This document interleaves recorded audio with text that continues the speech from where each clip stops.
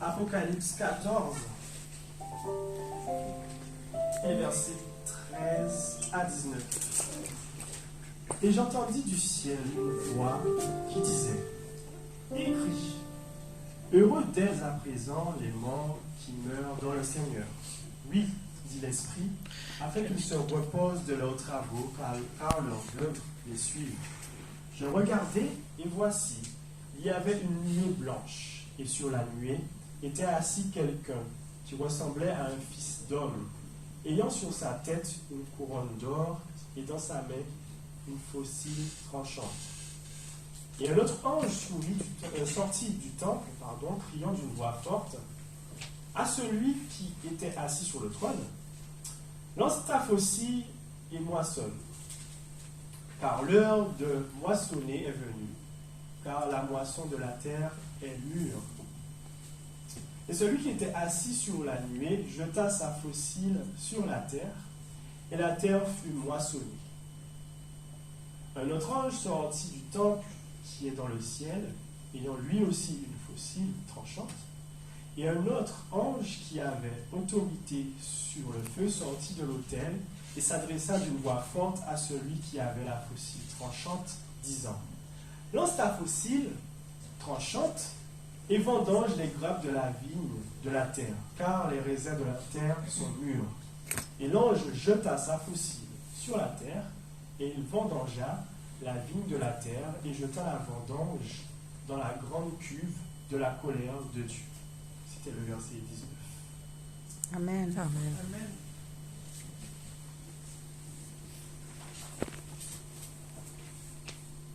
Bonjour, chère Église à Longchamp. Bonjour. Je ne vais pas cacher ma joie ce matin. J'ai été comblée par le moment de louange. Amen. Pendant longtemps, je chantais beaucoup, je priais moins, et après je me suis dit: non, il va falloir que tu pries aussi. Parce que, je ne sais pas, j'aime beaucoup chanter. Et dans la semaine, j'étais très très prise. Et après je me suis dit: qu'est-ce qu'on n'a pas encore entendu à Longchamp? Et qu'est-ce que nous devons encore attendre? Et je me suis dit: peut-être on va passer simplement le temps à louer Dieu et à parler des bienfaits de notre Dieu, de ce que Dieu a fait pour nous, et à chanter jusqu'à la fin du culte. Et je me suis dit, ce ne serait pas tout à fait ça, mais Dieu est au contrôle de toutes choses. Dieu nous met à cœur ce dont Dieu a besoin. Je pense qu'à Longchamp ce matin, nous avons besoin de glorifier Dieu, de louer Dieu, de lever nos voix, et c'est ce que nous venons de faire. Que le nom de l'Éternel soit loué, magnifié et glorifié à cet instant. Et merci à l'Éternel pour tout ce qu'il fait pour nous dans nos vies, pour la vie qu'il nous préserve, pour son sacrifice qu'il a fait pour nous avoir rachetés, pour nous avoir ramenés de nos ténèbres à son admirable lumière. Amen. Nous remercions l'Éternel ce matin parce qu'il nous accorde son Esprit Saint qui nous éduque, qui nous révèle son amour. Il met à nos côtés ses saints anges qui nous conduisent au jour le jour jusqu'à vers la sainte céleste. Nous sommes sur la voie, nous sommes sur le chemin. Puisse nous tenir bon jusqu'à la fin. Ce matin, je me suis dit, la moisson est proche. Voilà le thème de la prédication, de ce que nous allons partager. La moisson est proche. Jésus, en faisant son sacrifice, nous a ouvert la voie de l'éternité. Nous l'avons perdu, nous les terriens, dans le jardin d'Éden. Et vous connaissez l'histoire. Dieu a créé, a réorganisé notre monde et il y a placé Adam et Ève. Il avait un autre projet. Mais tout de suite, nous voyons que non, le projet de Dieu n'a pas tenu. Et il faudrait trouver une autre solution. Et Dieu n'a pas manqué à faire cette proposition. Il est passé par plusieurs prophètes. Il est passé après par le peuple hébreu.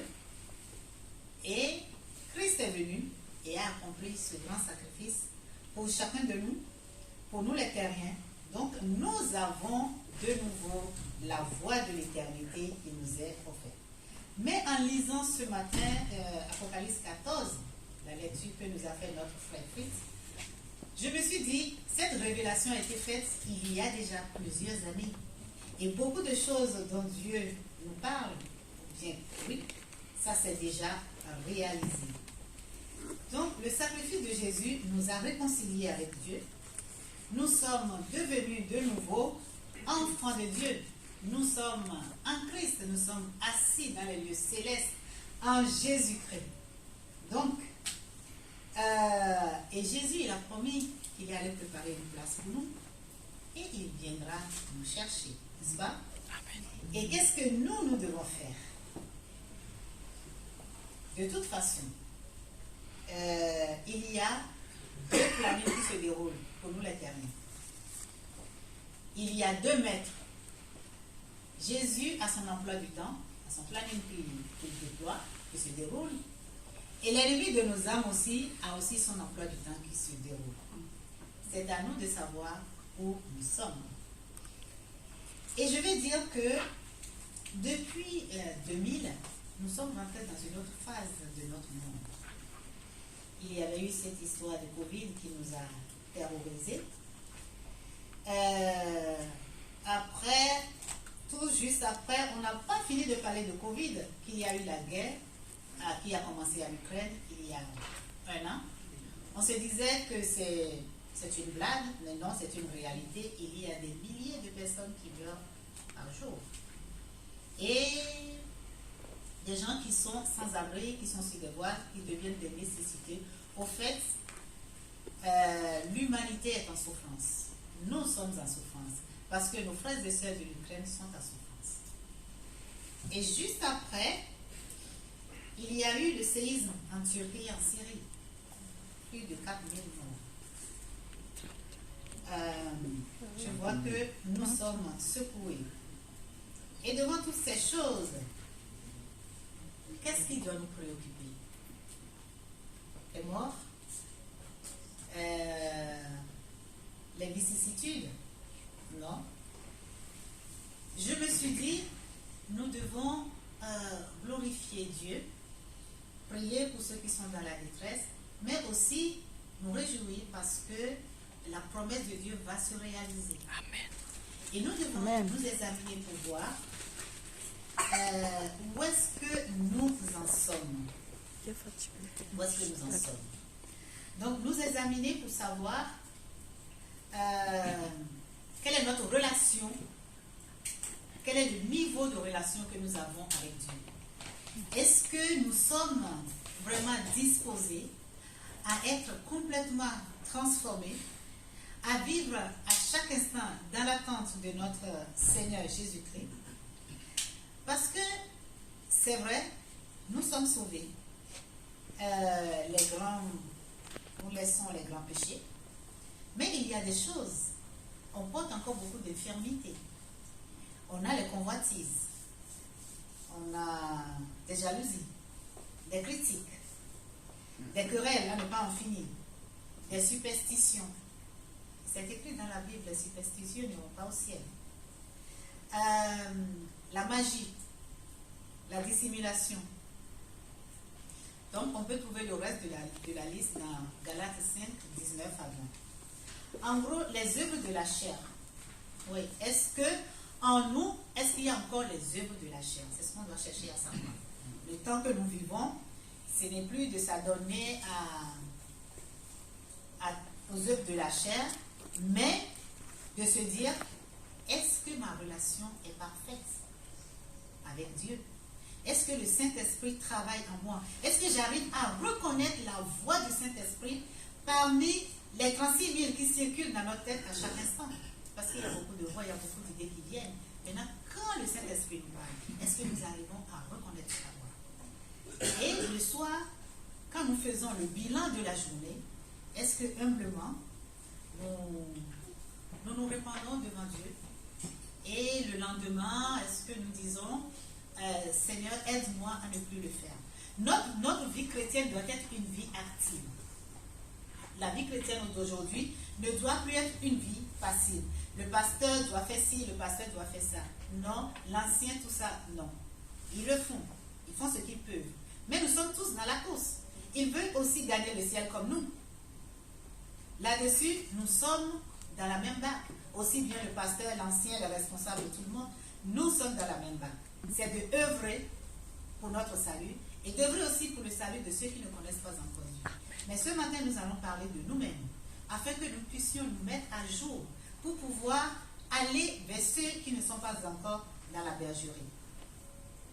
Alors, qu'est-ce que nous devons faire?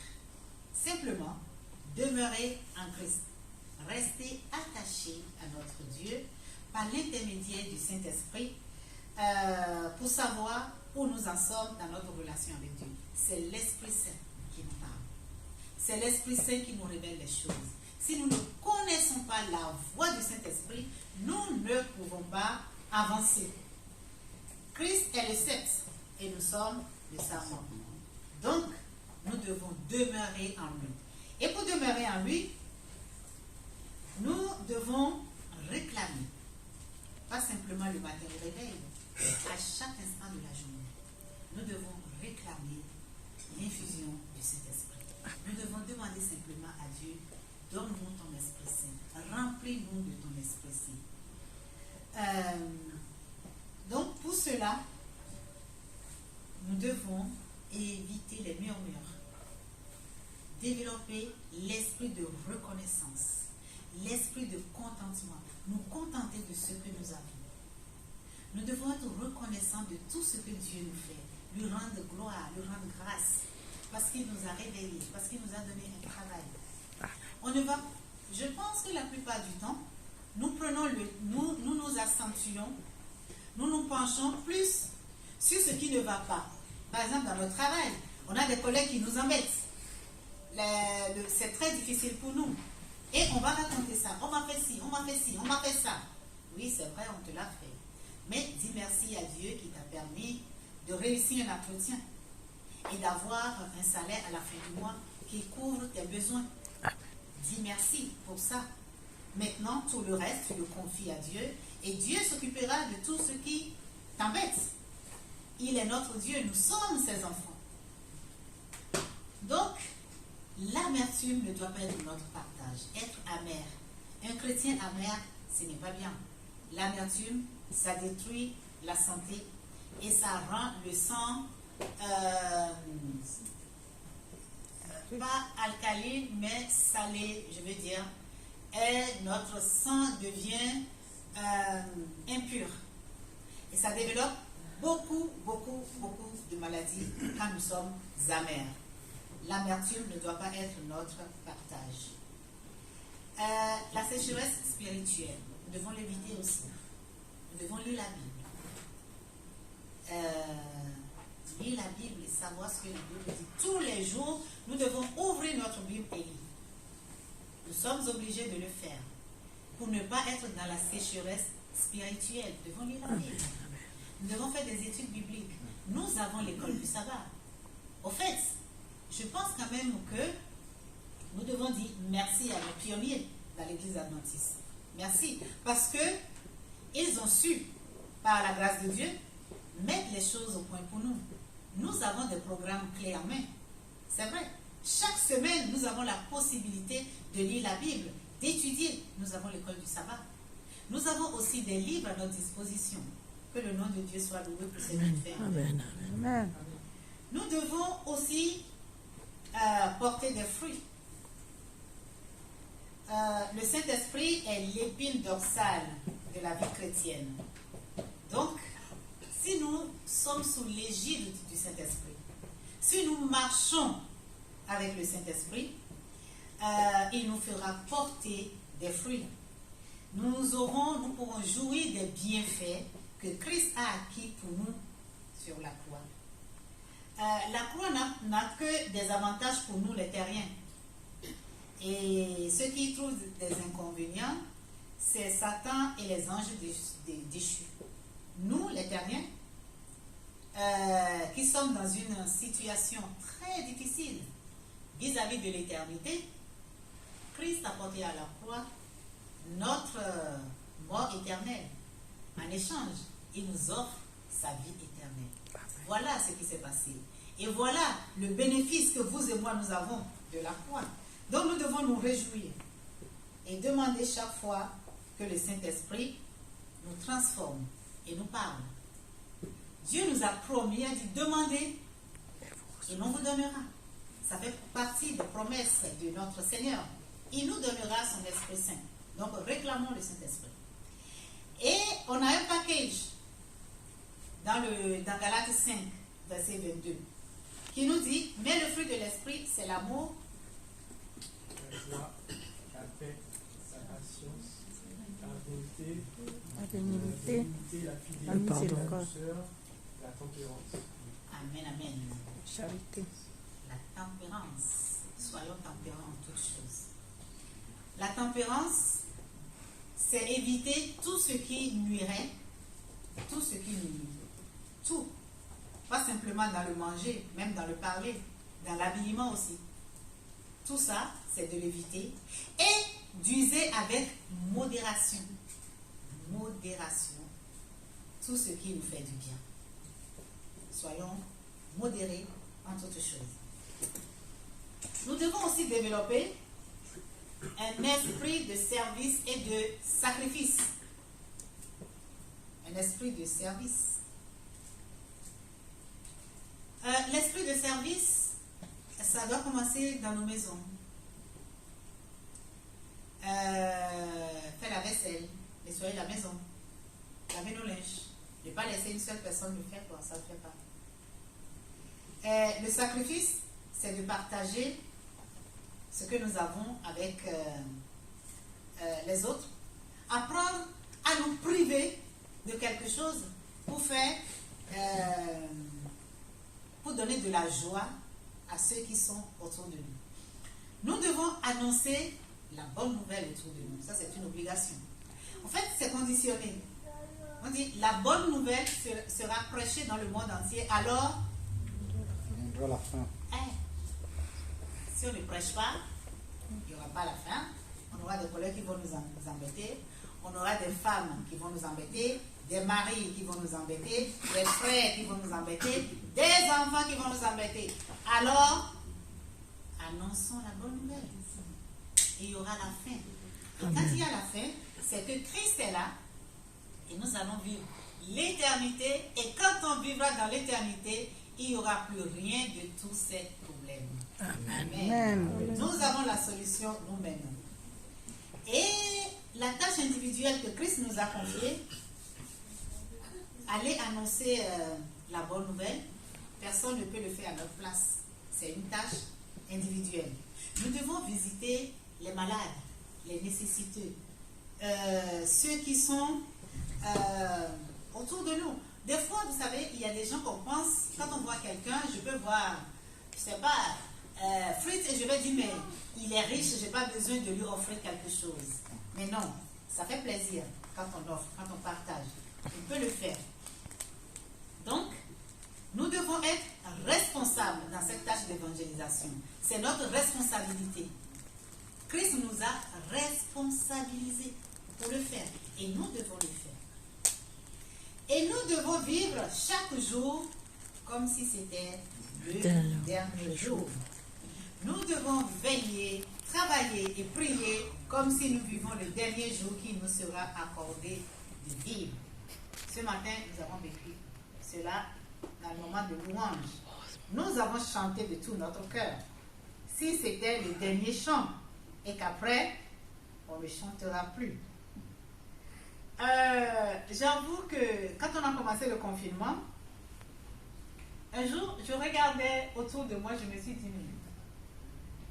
mince, et si Jésus apparaîtrait? Je fais, qu'est-ce que je dois regretter? Je fais, j'ai commencé la lecture de la Bible. Je dis, je ne finirai pas cette année. Je ne vais pas finir cette année.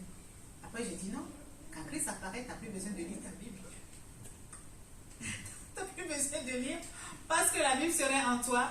Et c'est celui que la Bible annonce. celui que tu cherches dans la Bible pour la lire, il serait devant toi. Donc tu n'as plus besoin de lire la Bible. Amen. Amen. Nous devons observer consciencieusement les lois de Dieu, y compris le sabbat. La moisson est proche. Christ moissonnera. Les choses se passent autour de nous. Mais nous, notre vie à nous, comment est-ce que ça doit se passer? C'est ça que nous sommes en train de voir. Nous sommes essayés de voir ça. Pour que nous puissions agir en conséquence. Et qu'après ce matin, on puisse s'asseoir, nous examiner, compléter la liste. Et y compris moi-même qui vous parle. Nous devons observer la loi de Dieu. Et Dieu a voulu nous préserver de beaucoup de choses. Quand nous voyons très bien la loi de Dieu, les lois qui nous entourent, c'est que Dieu a voulu nous préserver de beaucoup de choses. Mais nous pensons que c'est pour nous punir que Dieu a mis, en l'occurrence, les 10 commandements. Non. Dieu voudrait aussi que le sabbat dirige notre esprit vers lui en tant que Dieu vivant, en tant que Dieu créateur, en tant que Dieu rédempteur. Oui. C'est pour ça que Dieu a mis le sabbat pour nous. Parce que nous avons une mémoire oublieuse. Parfois, nous les terriens, nous oublions beaucoup. Nous oublions les merveilles même de Dieu. Les grandes choses que Dieu a opérées dans nos vies, nous les oublions. Non, nous ne devons pas oublier. Nous devons marquer tout ce que Dieu a fait pour nous d'extraordinaire.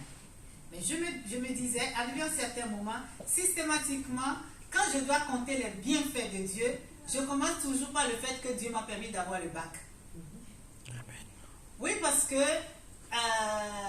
c'était extraordinaire que Dieu m'a permis d'avoir ça. Et je le cite en premier. Quand je dis, qu'est-ce que Dieu m'a fait descendre? Ah, Dieu m'a permis d'avoir le bac. Parce que c'était par sa grâce et par sa puissance que ça a été fait. Et je lui dis encore merci. Donc, nous devons compter les bienfaits de Dieu. Nous devons être reconnaissants.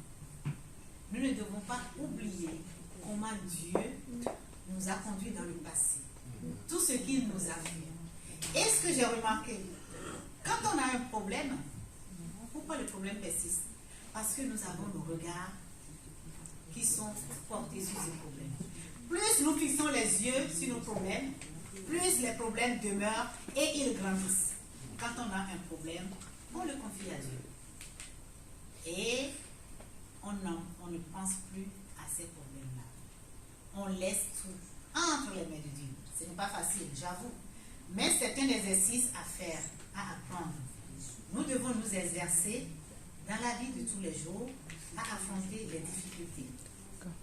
Nous devons apprendre à nous tenir responsables devant Dieu de ses promesses. Nous tenir, nous approprier des promesses de Dieu et vivre en conséquence. Sinon, les problèmes nous submergent et on oublie les promesses de Dieu. On se plaint, on est dans les murmures, on devient amer et on devient un chrétien lourd, un chrétien chargé. Et on empoisonne la vie de tous ceux qui nous entourent. Parce qu'on n'a pas d'autre chose à dire que de parler de nos problèmes et on oublie les bienfaits de Dieu. Rappelons-nous tout ce que notre Dieu nous fait au jour le jour. Quand on veut les compter, on les compte par milliers. Amen. Après que Dieu nous a fait toutes ces choses, qu'est-ce que nous devons faire? Toujours dans notre préparation pour la moisson, nous devons être fidèles dans les dîmes et les offrandes. Amen. La dîme ne nous appartient pas. Quel que ce soit ce qu'on va raconter, ce trimestre, on est en train de voir qu'on va être de bons gestionnaires. Quand Dieu a réorganisé la terre, quand la terre fut créée et le jardin d'Éden, on voit le premier jour jusqu'au 6e jour. Après, quand Adam et Ève sont apparus, Dieu leur a confié de veiller sur la terre et de la sujettir, aussi bien les animaux, et lui a donné ce dont ils devront se nourrir aussi. Voilà. Et en retour, nous devons rendre la dîme. La manière dont la dîme est gérée, sincèrement, ce n'est pas notre problème. Nous avons beaucoup de choses à faire. Les choses que Dieu nous demande de faire, nous devons le faire. Il y a des choses que Dieu ne nous demande pas de faire. Moi, je n'ai pas encore trouvé un verset qui nous dit, quand vous allez retourner la dîme, vous devez aussi veiller à ce que cela soit bien utilisé. Ceux qui ont la charge de le faire doivent le faire et doivent rendre compte à Dieu.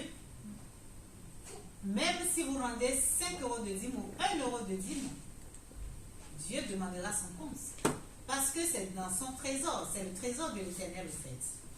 Maintenant, nous devons aussi apprendre à donner des offrandes.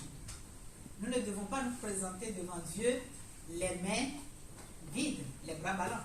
Non, apportons des choses dans la maison de Dieu et disons merci pour ce que Dieu nous a fait.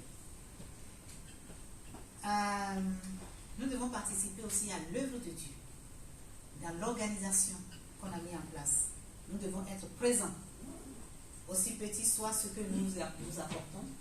Si nous avons 1 euro, 2 euros, c'est de cette manière que Dieu nous a bénis. Apportons ça et soyons présents et participons à l'organisation mondiale de notre Église. Nous devons le faire. Nous devons être présents. Et nous devons aussi participer à l'avancement de l'œuvre par nos talents et par nos dons. Par nos talents. Dieu nous a donné des talents que nous développons. Il nous a aussi donné des dons. Et ces dons, Dieu nous les a accordés. C'est pour que nous puissions être au service des autres. Tous les dons que nous avons reçus, que nous ne voulons pas utiliser pour les autres, ne sont pas des dons qui nous apportent des bénédictions. Nous devons participer avec nos dons à l'avancement de l'œuvre de Dieu. Il y a plus de bonheur à donner qu'à recevoir. Amen. Apprenons à l'expérimenter. Partageons ce que Dieu nous a donné. Et surtout, les dons que nous n'avons pas développés, que nous ne méritons pas, les facilités que nous avons à faire à certaines choses, essayons d'aider nos frères avec ces choses. La vie chrétienne en pratique, cela doit se vivre. Et ça nous rendrait aussi notre propre vie facile et légère. Une vie facile, agréable à vivre pour nous-mêmes. Parce que quand on est au service des autres, on apporte de la joie. Et ceux à qui vous apportez de la joie, ils loueront Dieu, votre Père qui est dans les cieux et qui est le donateur de toutes choses. Que son nom soit loué. Amen. Il y a aussi le travail de missionnaire, le missionnaire médical. Le missionnaire médical. Il y a des gens qui ont des dons qui peuvent apporter de soulagement sur le plan de la santé. Nous devons aussi y participer. Nous ne devons pas rester les bras ballants dans ce domaine-là. C'est très important pour nous. Et pour que nous puissions participer à la moisson, qui est très très proche, nous devons avoir à cœur notre santé. Vous savez, quand on regarde très bien dans la littérature, Ellen White a commencé par parler de la réforme sanitaire bien avant que la médecine s'en associe. Aujourd'hui, on nous parle qu'il faut manger 5 fruits et légumes par jour, qu'il faut boire de l'eau, tel nombre de verres par jour, il faut faire du sport, il faut s'exposer au soleil. Et oui, Dieu a fait cette révélation depuis. Dieu a donné cette connaissance par l'intermédiaire de Ellen White il y a très très longtemps. Et on nous apprend ça gratuitement dans nos communautés. Nous devons nous approprier de cette connaissance et demander à Dieu que cela soit notre partage dans nos vies de tous les jours. Et la réforme sanitaire, ça fait partie du message du 3e ange. Ils sont étroitement liés. Et ça fait partie de notre vie. avant d'aller annoncer la bonne nouvelle, pour proclamer le retour de Jésus, nous devons être en bonne santé. Si nous sommes malades, couchés sur un lit à l'hôpital, comment pourrons-nous faire le travail missionnaire? C'est pourquoi nous devons nous approprier de la réforme. Nous devons dénoncer l'usage du café, du thé, du tabac, de l'alcool. Nous ne devons pas en consommer. Et nous ne devons pas inciter les autres à le faire aussi. Nous ne devons pas exciter les autres à le faire. Encourager, je veux dire. Nous ne devons pas le faire. Et nous devons penser, dans notre vie, nous devons penser à laisser de côté la viande. Nous devons penser sérieusement à laisser de côté la viande. Parce que il y a beaucoup de maladies qui se développent très très rapidement quand on consomme de la viande. Je ne dis pas ce matin, pour être sauvé, il ne faut pas manger de la viande. Non. Le plan de salut a été déployé en Jésus-Christ. Là, nous sommes sauvés. Nous sommes sauvés. Tous les terriens sont sauvés. Le monde entier est sauvé. Le plan, c'est pour tout le monde. Maintenant, il faut l'accepter. Nous qui sommes ici présents, nous avons accepté le plan du salut en Jésus-Christ. Et nous sommes en train de dire comment nous allons faire pour traverser les derniers jours qui restent pour nous. Parce que le malheur ou les vicissitudes, ça frappe un peu partout. On ne sait pas. Les Syriens qui étaient là, ils étaient comme nous. Mais il y a eu un séisme. 4000 sont partis. Ça peut se passer aussi chez nous, comme ailleurs. Donc, préparons-nous à affronter toutes ces choses. Soyons en règle. C'est tout ce que nous sommes en train de dire aujourd'hui. Maintenant, comme nous avons aussi comme pour devoir, en tant que chrétiens, d'aller parler de notre Dieu. Et en plus, Dieu nous a dit, je suis l'Éternel qui te guérit. Si notre Dieu est le Dieu de la guérison, pourquoi ne pas respecter tout ce qu'il nous a dit pour être en parfaite santé? Si nous proclamons un Dieu qui guérit et que nous-mêmes nous sommes malades, c'est un peu contradictoire.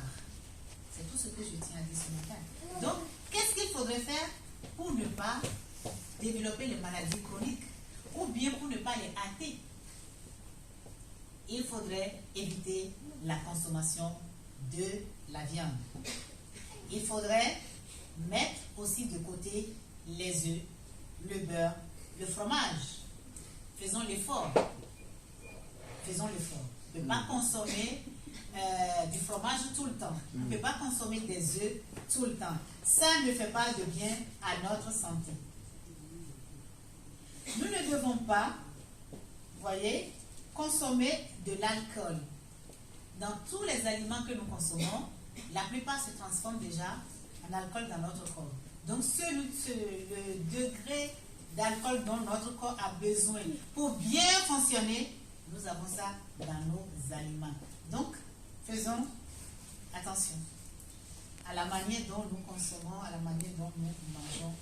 Oui, et n'oublions pas de faire usage de l'air pur, du soleil, de la sobriété, le repos, l'exercice physique, un régime approprié, l'usage de l'eau, la confiance dans le pouvoir divin.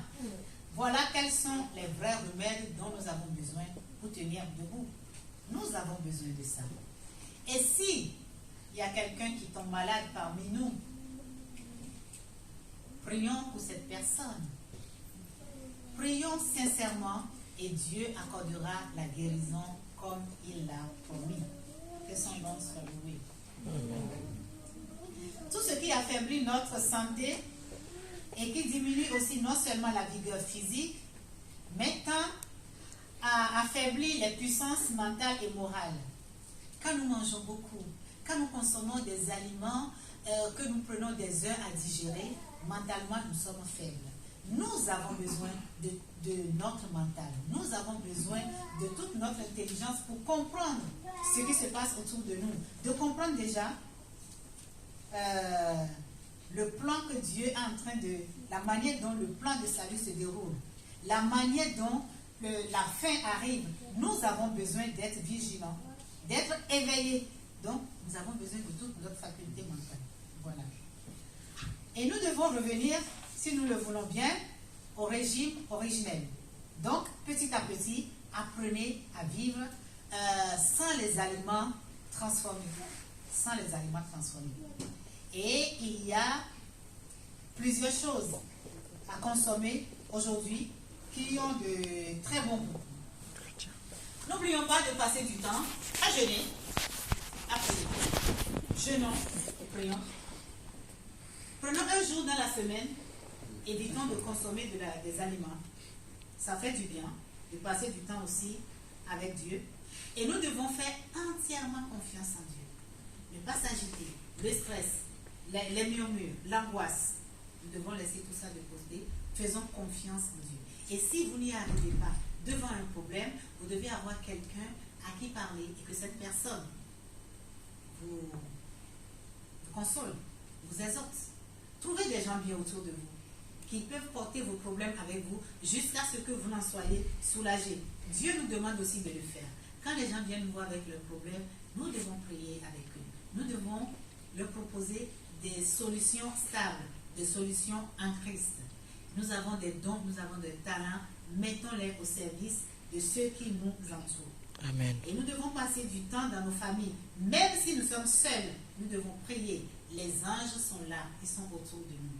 N'oublions pas, il y a un tiers qui sont contre nous, mais les 2 tiers sont à notre disposition. Amen. Dieu les a mis à notre disposition. Donc, il nous entoure à chaque instant.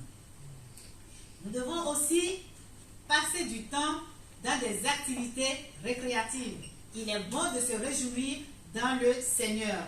Nous devons louer Dieu, chanter des cantiques et pratiquer de la musique qui élève l'âme.